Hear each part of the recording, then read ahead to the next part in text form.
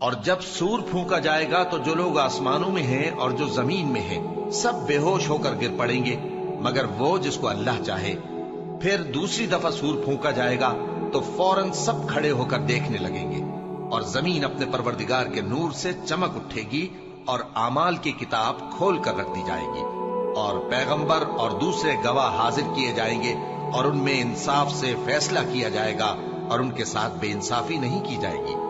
और जिस शख्स ने जो अमल किया होगा उसको उसका पूरा पूरा बदला मिल जाएगा और जो कुछ ये करते हैं उसको सबकी खबर है। और काफिर गिरोह गिरोह करके जहन्नम की तरफ हांके जाएंगे, यहां तक कि जब वो उसके पास पहुंच जाएंगे तो उसके दरवाजे खोल दिए जाएंगे